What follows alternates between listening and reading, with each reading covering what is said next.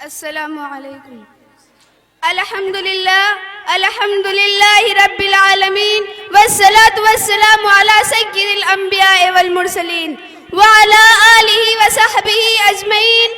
اما بعد فاعوذ باللہ من الشیطان الرجیم. بسم اللہ الرحمن الرحیم. ان هذا القرآن يهدي للتي هي اقوم. صدق اللہ العظیم.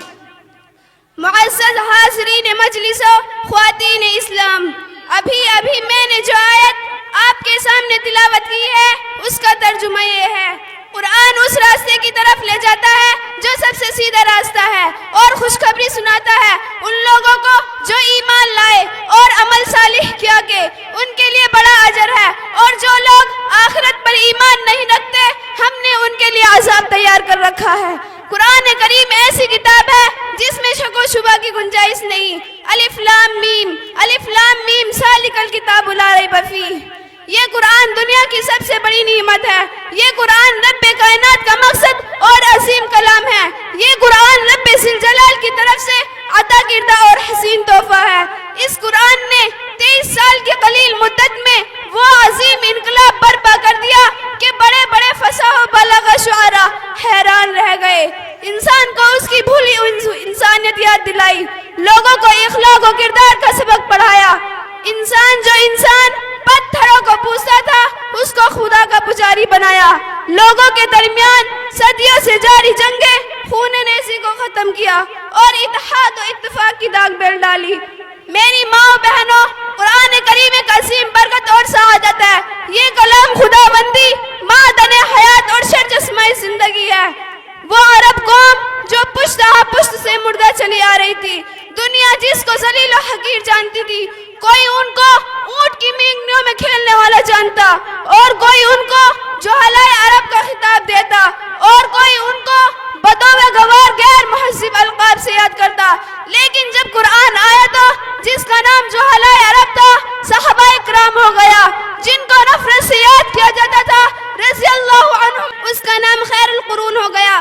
وہ مردہ قوم جو کروٹ نہیں لے سکتی تھی طاقت و قوت سے ایسی بھرپور ہوئی کہ جلد ہی قیصر و کسریٰ کے غرور کو خاک میں ملا دیا، بڑی سلطنتوں اور حکومتوں کو تختہ پلٹ دیا.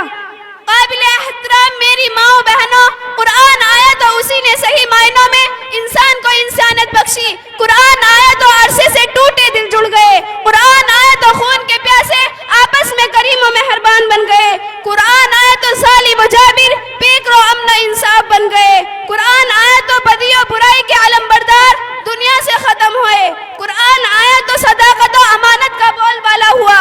قرآن آیا تو عصمت و عفت اور شرافت کی قدر افزائی ہوئی.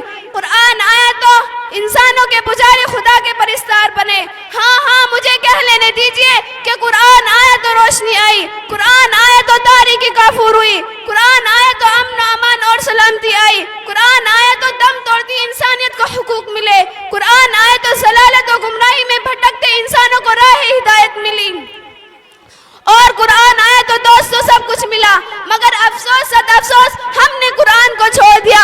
ہم نے اس کی پاکیزہ تعلیمات کو بھلا دیا. نتیجہ یہ ہوا کہ وہ مسلم قوم جس کے سر پر عزت و رفعت کا تاج تھا ذلت و رسوائی کے غار میں جا گری.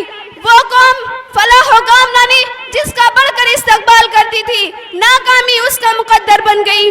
وہ مسلم قوم جس کی ایک فرد کی آواز پر افریقہ کے جنگل میں رہنے والے خون خوار درندوں نے سارا جنگل خالی کر دیا تھا، آج ایک چوٹی بھی اس کے سامنے جھکنے کو تیار نہیں. وہ قوم جو کبھی دنیا کی سب سے بڑی اور حاکم قوم تھی آج غلامانہ زندگی بسر کر رہی ہے. وہ قوم جس پر کبھی تاریخ نازل تھی آج ماتم گناہ ہے. وہ قوم جس کا ماضی روشن اور تابناک تھا حال و مستقبل اس کا تاریخ ہے. میری ماں و بہنوں اور بزرگوں، اٹھو اور سمجھو، ہوشیار ہو جاؤ، غفلت کے پردے چاک کر دو، قرآن سے وابستہ ہو جاؤ، قرآن کے نغموں سے اپنے گھروں کو معمور کر دو. قرآن کریم کی تعلیم جس طرح ممکن ہو تمام کرو، ورنہ یاد رکھو تاریخ ہمیں کبھی معاف نہیں کرے گی. مسلمانوں سنبھل جاؤ اگر نہ سنبھلے تو، مسلمانوں سنبھل جاؤ اگر نہ سنبھلے تو تاریخ تمہاری داستان بھی نہ رہے گی داستانوں میں. وآخر دعوانا ان العالمین. السلام.